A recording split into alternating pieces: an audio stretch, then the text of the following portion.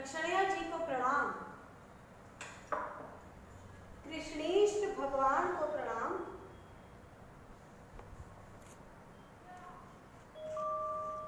युगल भगवान को प्रणाम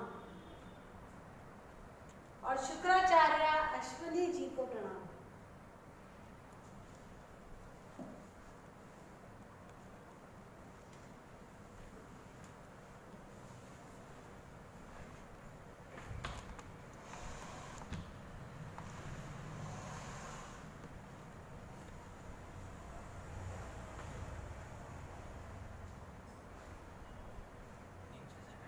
तुलसीदास जी जिन्होंने रामायण लिखी, रामचरितमानस लिखा, उनका बहुत प्रसिद्ध दोहा है, गुरु गोविंद दोऊ खड़े काके लागू पाए।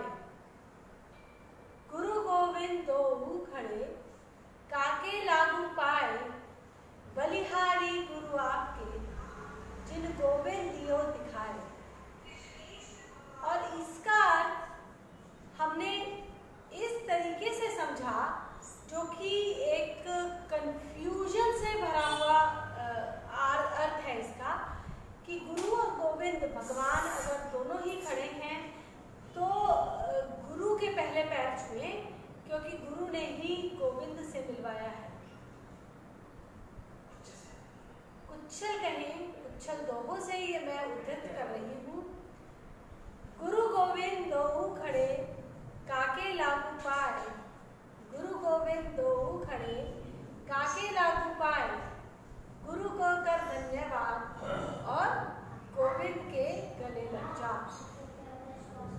जब ऐसी कोई परिस्थिति आपके सामने आए कि गुरु और गोविंद भगवान दोनों ही आपके सामने खड़े हों, तो गुरु को धन्यवाद दें और गोविंद के गले लग जाए। गोविंद कौन? भगवान। भगवान कौन? कृष्णांश भगवान। कहाँ है कृष्णांश भगवान? हवा की ऊर्जा स्रोत बनकर बैठे हैं।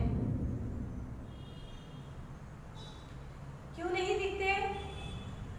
हमारी योग्यता नहीं है, हमें तो नहीं पता लगा, हमारी इतनी योग्यता नहीं है, हमारी सेंसेस इतनी जागृत नहीं है कि हम भगवान को महसूस कर सकें, देख सकें, पहचान सकें। मेरे गुरु हैं शुक्राचार्य अश्विनी जी, जिनकी छवि यहाँ पे विराजमान है। सूक्ष्म रूप से जिनके मार्गदर्शन में ही ये कृष्णांश कथा चल रही है।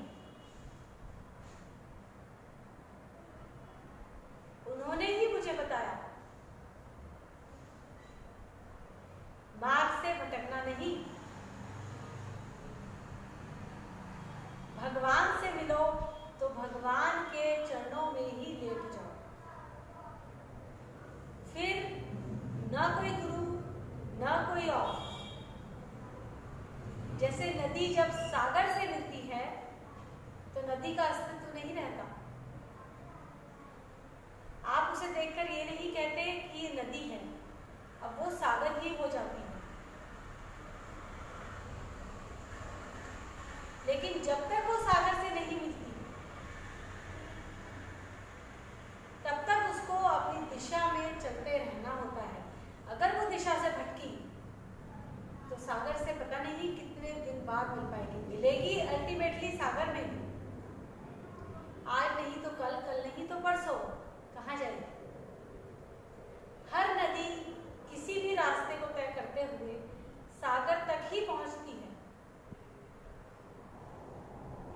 पर अपनी निर्धारित दिशा में यदि नदी सागर तक जाती है तो बहुत जल्दी पहुंचती है, कम कष्टों के साथ पहुंचती है। आज की कृष्णांश कथा के शुभारंभ से पहले माता से शक्ति का आह्वान करेंगे, प्रार्थना करेंगे। दोनों हाथ कमल की तरह खोल लें और मेरे साथ बोल बोल के गाएं। इतनी शक्ति हमें देना माता, मन पे विश्वास कमजोर हो ना।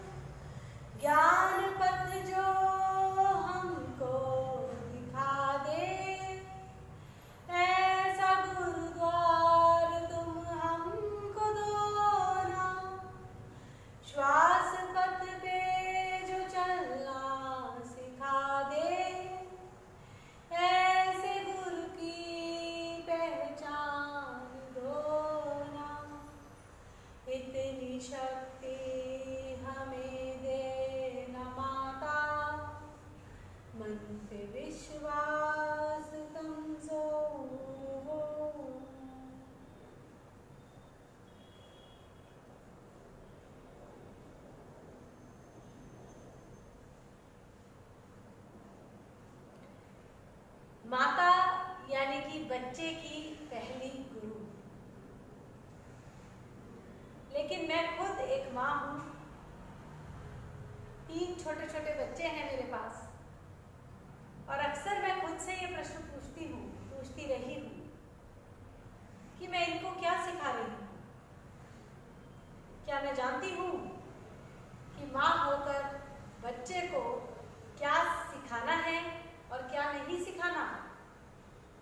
मैंने यहाँ तक सुना है कि माँ बच्चे की गुरु 2 साल की उम्र तक ही होती है, स्पेशली मेल चाइल्ड की। अगर बेटा है तो वो सिर्फ 2 साल तक ही बच्चे को दिशा दिखा सकती है।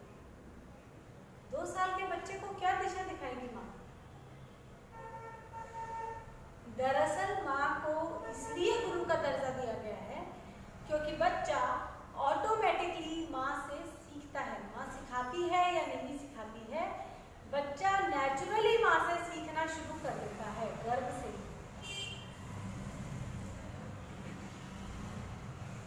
यानी कि जो माँ को आता है या जो माँ को पता है या जो माँ सोचती है, जो माँ महसूस करती है या जो माँ के आसपास बातचीत होती है, वो सब बच्चा ग्रहण कर रहा है।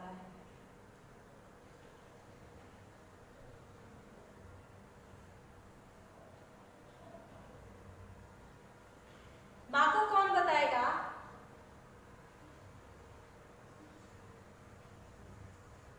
उसे गुरु होकर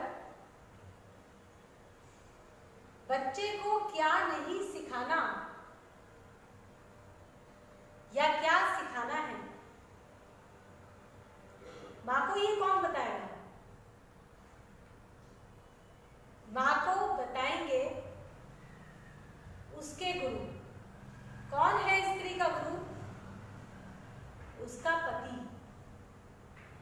जिससे उसने संतान को प्राप्त किया, जिससे उसने संतान ली।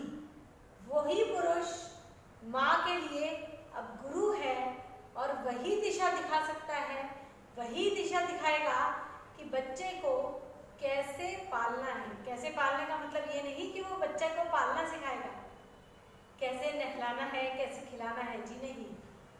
वो दिशा निर्धारित करेगा कि बच्चे को इस दिशा में पालना है, इसे दानव बनाना है या इसे देवता बनाना है। और देवता बनाना है तो कैसे, मनुष्य बनाना है तो कैसे, प्राणी बनाना है तो कैसे, या इसे जंगल में इवॉल्व होने के लिए छोड़ देना है। अक्सर आजकल माता पिता के इस तरह के व्यूज सुनने को मिलते हैं।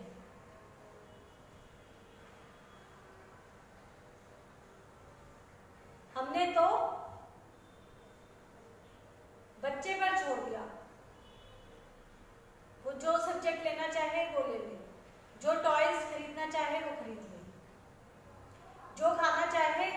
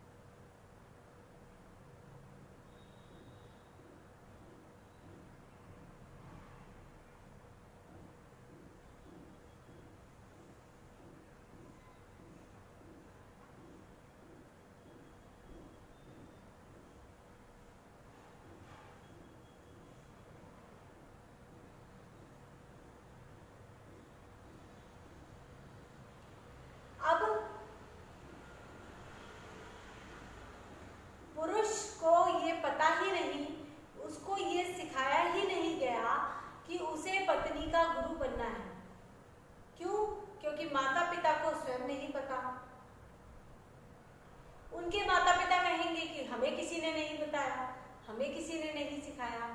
इसीलिए गुरु शुक्राचार्य अश्विनी जी को कमान अपने हाथों में संभालनी पड़ी।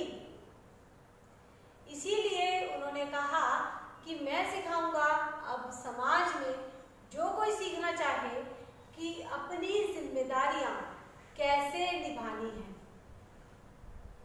जिम्मेदारी ये क्या होता है? ये कौन सा शब्द है? अधिकार होता है। मुझे माता पिता से संपत्ति का अधिकार है। मैं सरकार को टैक्स भरता हूं, मुझे अच्छी सरकार मिले, ये मेरा अधिकार है। मेरे साथ कोई बेईमानी ना करे, ये मेरा जन्मसिद्ध अधिकार है। जिम्मेदारी, जिम्मेदारी सिखाई श्री कृष्ण ने जब महाभारत का युद्ध उन्होंने करवाया। जी हाँ, गीता के ज्ञान में उन्होंने क्या कहा?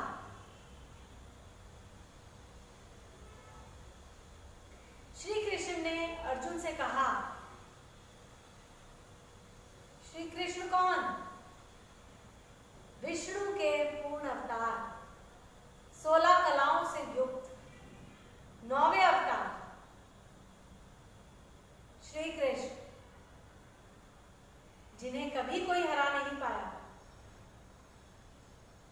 और शायद जिन्हें कोई कभी समझ भी नहीं पाया।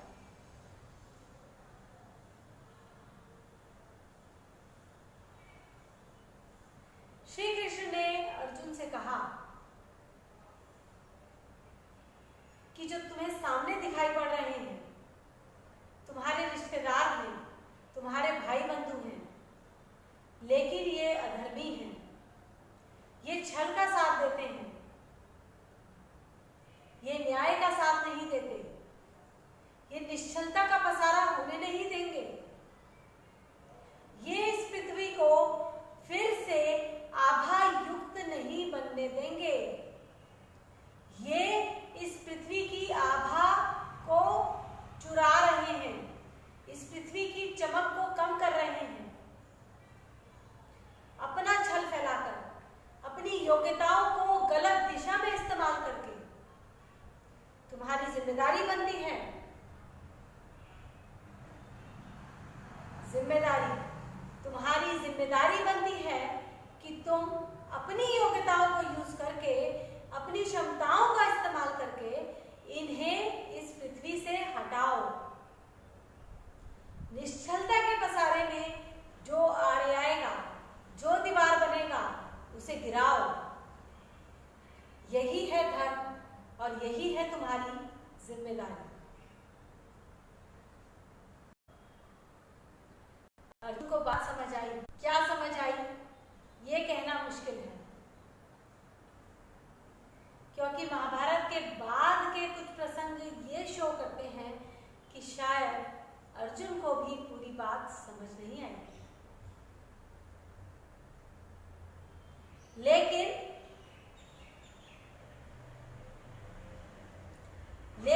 उसने श्री कृष्ण की बात मानते हुए, जिम्मेदारी को समझते हुए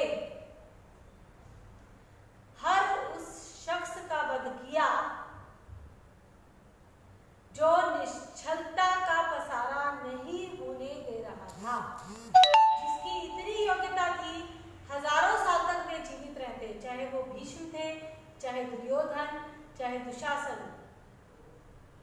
वो 1000 सालों तक मरने नहीं वाले थे, चाहे द्रोणाचार्य हो, चाहे कृपाचार्य हो। उनकी इतनी योग्यता थी, उनको मृत्यु उनके समीप नहीं आ सकती थी। इच्छा मृत्यु का वरदान प्राप्त था भीष्म को।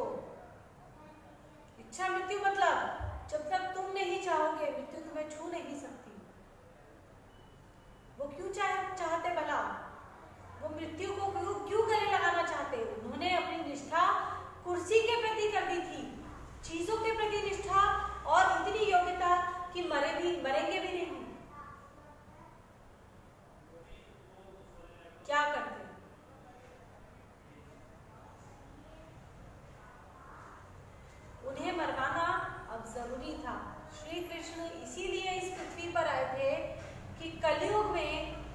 निश्चलता के पसारे की तैयारी हो सके। कृष्णांश भगवान स्वयं इस पृथ्वी पर आए 1995 में।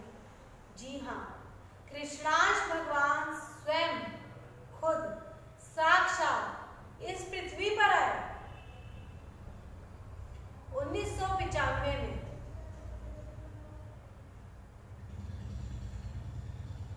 और 2014 तक इस पृथ्वी पर रहे, फिर आगे चले गए।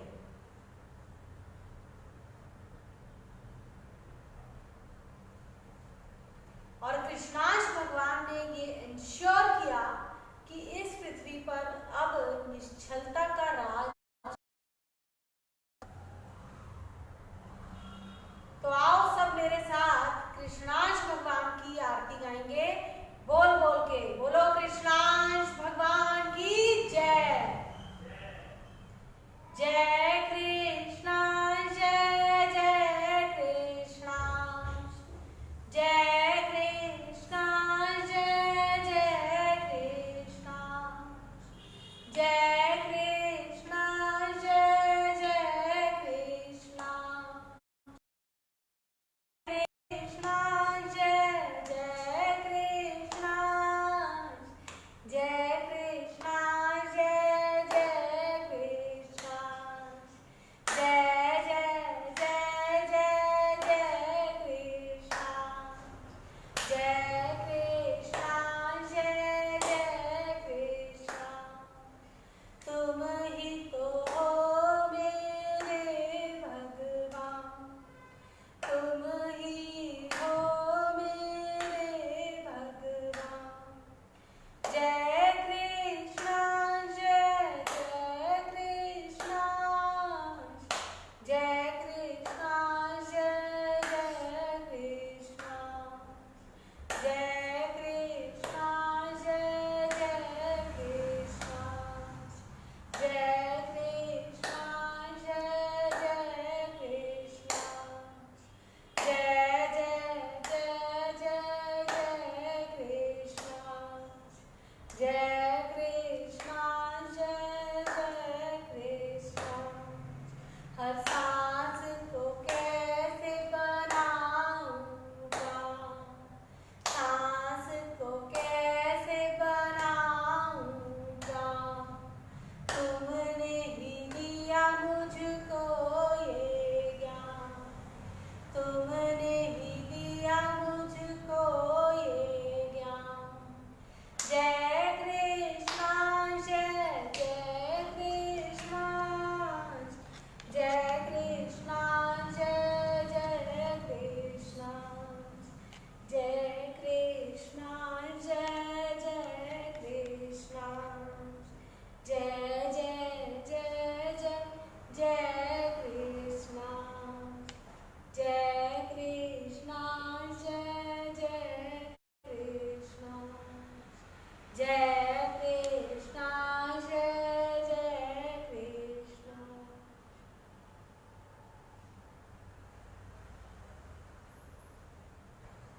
कृष्णांश भगवान ने क्या दिया इस पृथ्वी को? महाभारत जिसका युद्ध कराया शुरू श्री कृष्ण ने, निश्चलता के पसारे के लिए। आप जानते हैं कि जब विष्णु इस पृथ्वी पर आते हैं, जब विष्णु अवतार लेते हैं, तो उनके साथ शेषनाग भी आते हैं रूप बदलकर। राम जी, जब दशरथ पुत्र राम की मैं बात कर रही हूँ, जब राम जी इस पृथ्वी पर आए थे तो उन्हीं के सगे छोटे भाई लक्ष्मण जी भी आए थे, और लक्ष्मण जी थे शेषनाग का रूप।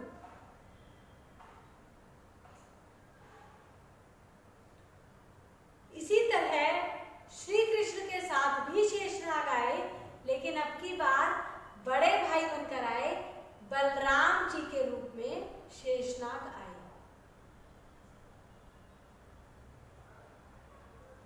और शेषनाग विष्णु जी का अवतार होकर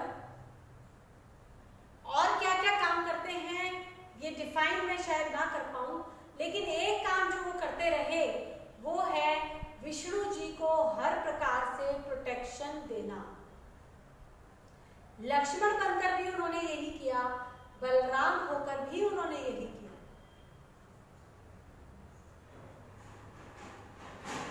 बलराम जी थे तो श्री कृष्ण थे, लक्ष्मण जी थे तो श्री राम थे।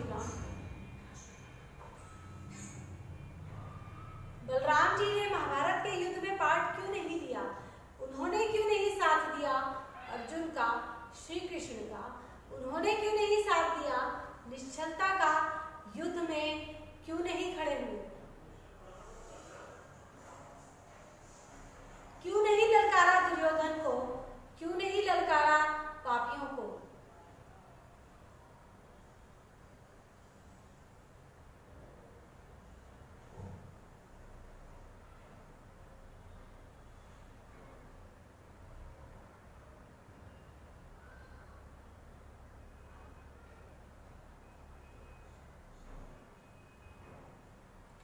क्योंकि बलराम जी जितने दिन युद्ध चला, 18 दिन ये युद्ध चला था महाभारत का, उतने दिन हम देखते हैं कि बलराम जी को हलधर कहा जाता है।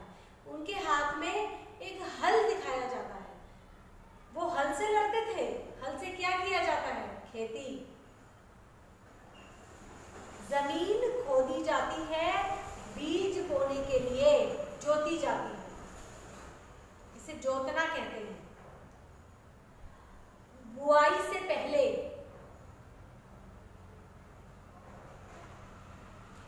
यही काम बलराम जी ने किया उन 18 दिनों में। निश्चलता के बीज बोए।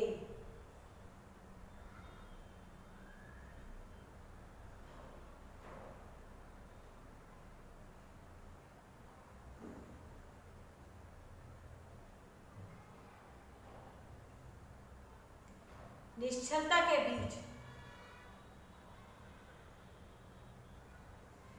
पूरी पृथ्वी पर बलराम जी ने बो दिए, विशेषतः भारत में। भारत जब हम बोलते हैं तो भारत का शब्द का एक अर्थ है। आमतौर पे हम कहते हैं कि राजा भरत के पर ही भारत का वर्ष का नाम पड़ा, और राजा भरत जो कि शकुंतला और दुष्यंत के पुत्र थे। शकुंतला कौन?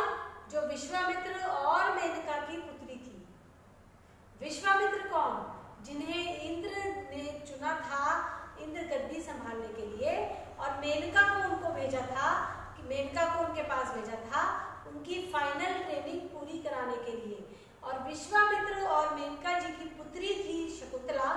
शकुंतला को जंगल में छोड़कर विश्वामित्र और मेनका अपने आगे के सफर पर चले गए, और शकुंतला को पाला भृगु ऋषि के ने अपने आश्रम में। यहाँ हो सकता है मैं ऋषि के नाम में कुछ मिस कर रही हूँ। जहाँ तक मुझे याद पड़ता है भृगु ऋषि के आश्रम में ही शकुंतला जी को पाला गया, और फाइनली वो वहीं पली बड़ी जहाँ पर उन्हें दुष्यंत मिले जंगल में ही, और दुष्यंत के साथ उन्होंने गंधर्व विवाह किया, और फाइनली भरत का जन्म हुआ। और यही भरत पूरे भारतवर्ष के राजा बने।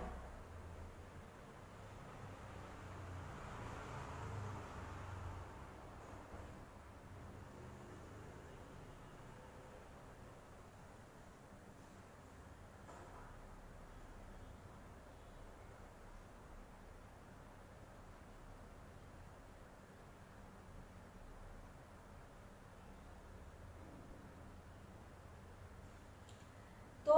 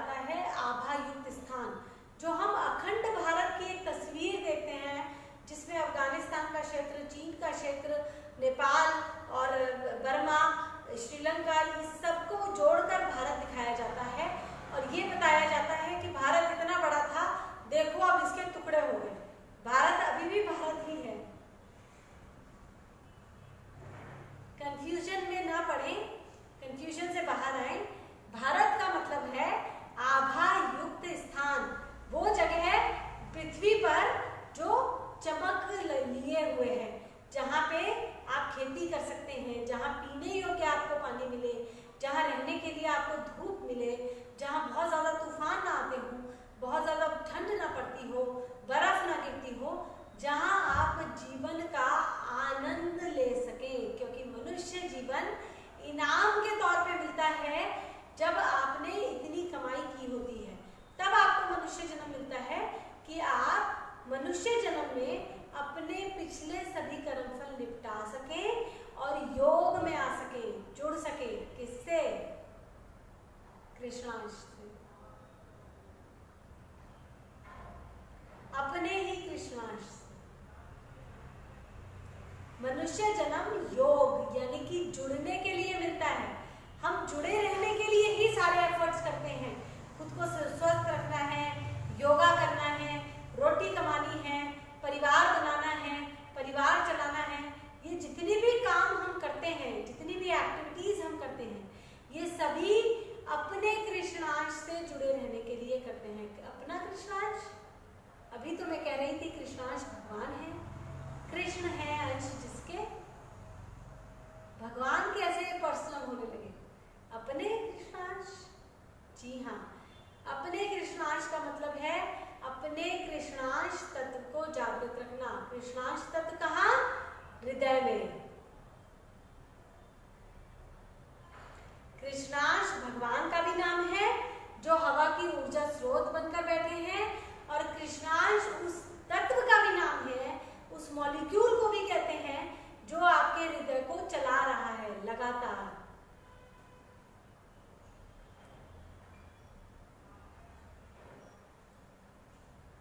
हृदय गति है तो जीवन है, हार्टबीट में एरर है तो लाइफ में डिस्टरबेंस है, और लाइफ में अगर किसी भी तरीके की डिस्टरबेंस है तो हार्टबीट में भी डिस्टरबेंस है।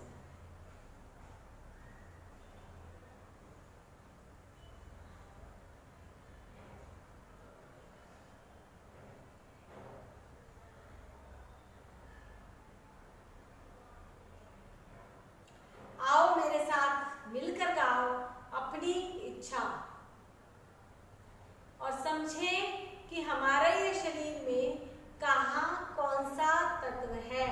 लेकिन इसे बोल बोल के कहिए, इसे गाने से निष्ठा जागृत होनी शुरू हो जाती है अपने लिए, यानी कि अपने आप से प्रेम कैसे करना है ये समझ आना शुरू हो जाता है। अपनी इच्छा। कृष्णांश बसे मेरे दिल में,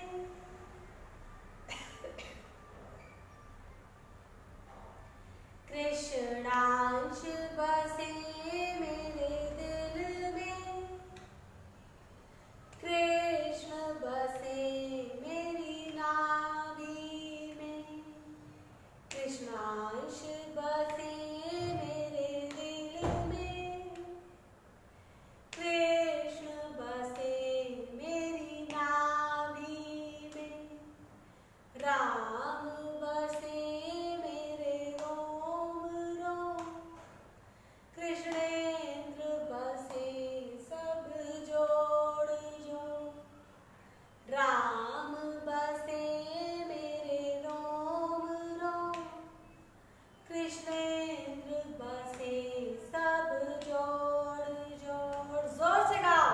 कृष्णांश बसे मेरे दिल में, कृष्ण बसे मेरी नाभि में, राम बसे मेरे रोम रोम, कृष्णेंद्र बसे सब जोड़ जोड़। निष्ठा लगाए फिर दौड़ दौड़, शरीर राह बीमारी छोड़ छोड़। निष्ठा लगाए फिर दौड़ दौड़, शरीर राह बीमारी छोड़ छोड़। पृथ्वी बन गई अब भावनी, हर कन्या बनने लगी अब माणी। पृथ्वी बन गई अब भावनी, हर कन्या बनने लगी अब माणी।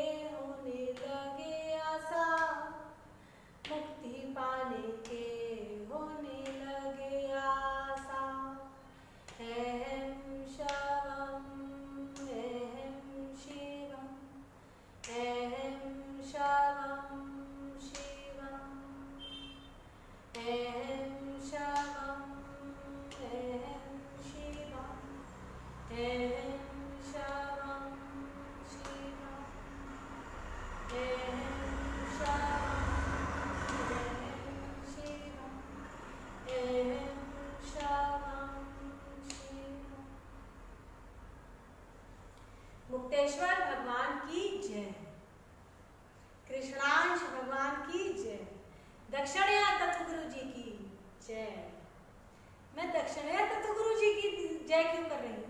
उनका तो मैंने नाम ही नहीं लिया।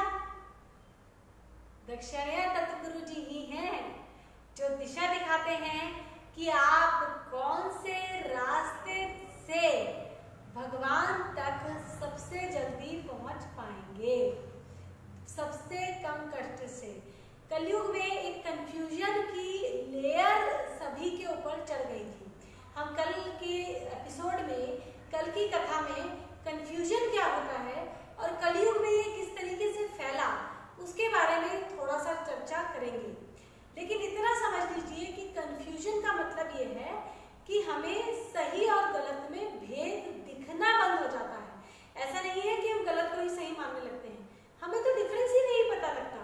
इसीलिए इसको कंफ्यूजन कहा जाता है, क्योंकि आप सोच रहे हैं कि ये सही है लेकिन वो गलत है या वो आपको कष्ट देने के लिए है। कंफ्यूजन कैसा?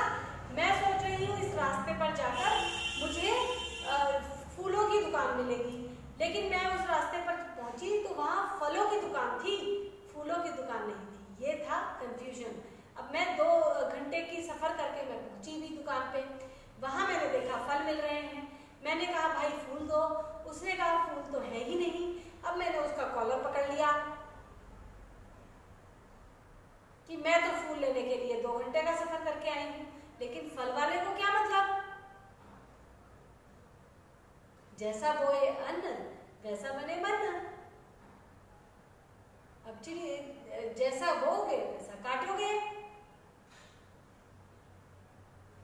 तो बोते समय ये पता होना चाहिए कि क्या बो रहे हैं।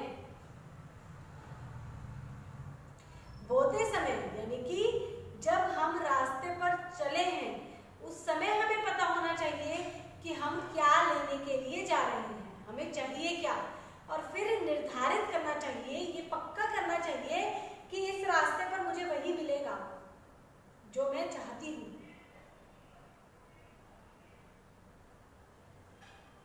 कुछ साल पहले की घटना है। एक शख्स, ये रुड़की शहर की घटना मैं आपको सुना रही हूँ। हरिद्वार के पास, एक हरिद्वार से गंगा नहर कटती है और इसी गंगा नहर के किनारे बसा है छोटा सा शहर जिसका नाम है रुड़की। मेरे जीवन की बहुत मीठी यादें उस शहर से जुड़ी हैं। मैं वहाँ काफ़ी साल रही हूँ, पली बड़ी हूँ और मेरी शुरुआती शिक्षा अध्यात्म के क्षेत्र की उसी शहर में हुई है। रुड़की शहर की ही एक घटना एक ज्ञानी पुरुष सुनाया करते थे कि वहाँ एक बहुत फेमस डॉक्टर हुआ करते थे रुड़की में। उनकी प्रैक्टिस बहुत अच्छी थी, मरीजों को उनकी दवाइयों से बहुत फायदा होता था। इसलिए धीरे धीरे 10-15 साल की प्रैक्टिस में उन्होंने अपना एक बहुत बड़ा नर्सिंग होम खड़ा कर दिया।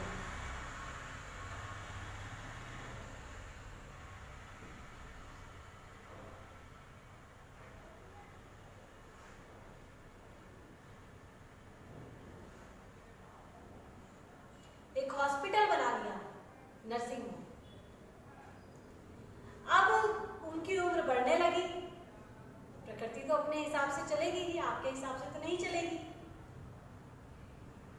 45 वर्ष के हुए तो नर्सिंग होम बनाया, 50 वर्ष के हुए तो अब ये चिंता सताने लगी कि इसे संभाले कौन। शरीर में इतनी एनर्जी नहीं कि इतना बड़ा अस्पताल अकेले संभाल ले। बेटे का डॉक्टरी में दाखिला करा दिया। 20 वर्ष का बेटा था, उसको कहा कि अब तुम डॉक्टर बन जाओ, 5 साल MBBS कराओ, विदेश भेज दिया। पैसा बहुत था।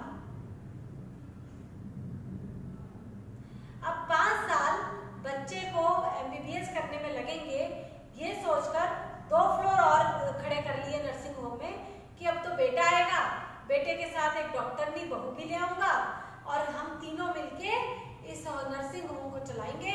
3 फ्लोर खड़े कर लिए कि तीनों फ्लोर पे 3 काम चलेंगे। बेटा आई स्पेशलिस्ट बनेगा, बहू गायनी बन जाएगी और मैं जनरल प्रैक्टिस, जनरल OPD संभालूंगा और खूब नाम होगा। और बड़े बड़े शेख चिल्ली की तरह सपने सजा लिए। बेटे ने 3 साल 4 साल MBBS की और वहीं पे एक लड़की से उसका प्रेम प्रसंग हो गया। उसको एक कन्या पसंद आ गई या एक कन्या को वो पसंद आ गया और दोनों ने विवाह करने का फैसला किया। लेकिन जो लड़की थी जो उसी के साथ विदेश में ही MBBS कर रही थी, वो भारत में रहना नहीं चाहती थी। वो भी एक संपन्न परिवार से थी, स्वयं भी पढ़ी लिखी थी, डॉक्टर थी। तो जिस देश में वो लोग MBBS कर रहे थे, उस लड़की को ये पता था कि हमें यहीं पे लाइसेंस मिल जाएगा काम करने के लिए, हम यहीं पे काम शुरू कर सकते हैं, हम यहीं पे अपनी प्रैक्टिस शुरू कर सकते हैं। भारत में क्या रखा है? और जैसे कि हम सब जानते ही हैं, female is 9 times stronger than male. स्त्री पुरुष से 9 गुना अधिक शक्तिशाली है। और फाइनली बेटे ने डिसाइड कर लिया कि मैं विदेश में ही रहकर प्रैक्टिस करूंगा और इसी कन्या के साथ विवाह करके अपना जीवन आराम से जीऊंगा। पिता को तो काटो तो खून नहीं।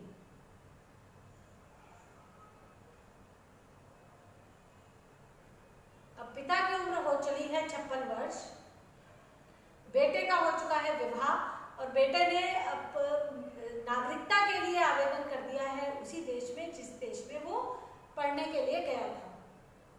इकलौता बेटा था। पत्नी पहले ही साथ छोड़ चुकी थी। साथ छोड़ने का मतलब जीवन छोड़ना नहीं, लेकिन क्योंकि वो अपने करियर में, अपने नर्सिंग होम में इतने ज्यादा इन्वॉल्व थे कि पत्नी ने अपने लिए और कार्यक्षेत्र चुन लिए थे। उनकी अपनी दिनचर्या थी और वो उसमें प्रसन्न थी, सेटिस्फाइड थी।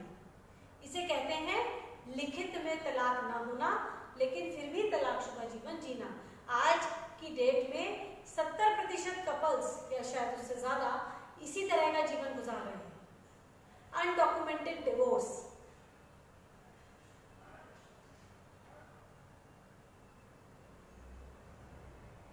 समाज में प्रतिष्ठा बनी रहे, कोई हैसल ना हो, किसी और से विवाह करने की इच्छा भी नहीं है, इसलिए तलाक नहीं लेते, लेकिन रहते एक छत के नीचे ही हैं, लेकिन कोई वास्ता नहीं है एक दूसरे की तकलीफों से या सुख दुख से या इच्छाओं से, या कपलहुड क्या होता है इससे कोई मतलब नहीं। क्योंकि पुरुष जिसने घर बसाया था, वही पुरुष जो पत्नी को घर लेकर आया था, उसे ही अगर इंटरेस्ट नहीं परिवार आगे चलाने में, उसे इंटरेस्ट है नर्सिंग होम आगे चलाने में, और वो इसीलिए इन्वेस्टमेंट कर रहा है, बेटे पर खर्चा कर रहा है, बेटे को पढ़ा रहा है, बेटे को डॉक्टर बना रहा है। सारा इन्वेस्टमेंट वो इसीलिए कर रहा है क्योंकि उसको नर्सिंग होम चलाना है। इन्वेस्टमेंट डूब गई। शेयर मार्केट है, डूब सकता है पैसा। जुआ है, फासले में कुछ भी आ सकता है, वही हुआ। अब उन्हें काटो तो खून नहीं। डिप्रेशन के मरीज बन गए और एक दिन फांसी लगाकर मर गए। पत्नी को क्या मिला? सिवाय चीखने के, सिवाय पुकारने के या आंसू बहाने के, अब पत्नी के हाथ कुछ नहीं। बेटे को क्या मिला? पता नहीं। परिवार के मायने उसे समझ आएंगे ये कहना मुश्किल है। अपने ही परिवार से ना जुड़ सका तो अपना परिवार कैसे बसाएगा, कहना मुश्किल है। बहू को क्या मिला? एक लिव इन रिलेशनशिप। फेरे लेने से ही विवाह नहीं हो जाता। किसी के साथ रहना विवाह नहीं होता, किसी के साथ सोना भी विवाह नहीं होता। और ये एक घर या एक शहर या एक परिवार की घटना नहीं, ये घटनाएं दिन ब दिन बढ़ती चली जा रही हैं समाज में। कारण एक, कंफ्यूजन। और इसी कंफ्यूजन करने के लिए आए कृष्णांश भगवान इस पृथ्वी पर। और दक्षिणायन सतगुरु जी बताते हैं कौन सा रास्ता तुम्हें उन तक लेकर जाएगा। बोलो दक्षिणायन सतगुरु जी की जय, कृष्णांश भगवान की जय, कृष्णेश दरबार की जय, अश्विनी शुक्राचार्य जी की जय। आत्मा वो ही तो रथ है जिस पे मन होता है सवार।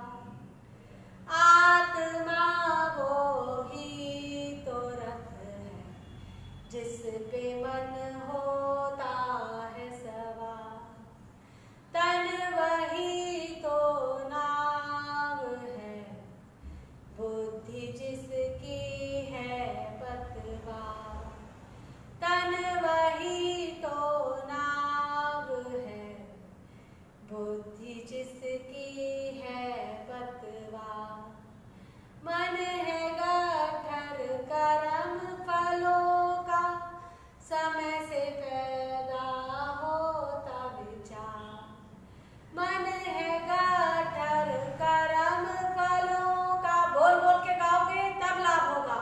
मेरे साथ बोल बोल के जोर से गाओ। मन है गठर कर्म फलों का, समय से पैदा होता विचार। बुद्धि ही फिर दिशा दिखाए, ना को जैसे चाहे न चाहे। ना भंवर में ना फंस जाए, इतना तो कर लो इस बार। ना भंवर में ना फंस जाए, इतना तो कर लो इस बार। तुम गठर जो हो लाए, उसको तो कम कर लो इस बार। पैदा हुआ जब बंद थी मुट्ठी, जाऊं जब खुले रहे ना हाथ। पैदा हुआ जब बंद थी मुट्ठी, जाऊं जब खुले रहे ना हाथ। जो लाई हूँ खर्च है करने, बड़े ना मातुम देना साथ। दुआ तेरी बस यही अपेक्षित, दिशाहीन ना हो जाए जीवन। दुआ तेरी बस यही अपेक्षित, दिशाहीन ना हो जाए जीवन। श्वासों में लिपटे ये कर्म, बचे न रह जाए इस बार। आत्मा वो ही तो रथ है जिस पे मन होता है सवार। जय कृष्ण, जय जय कृष्ण।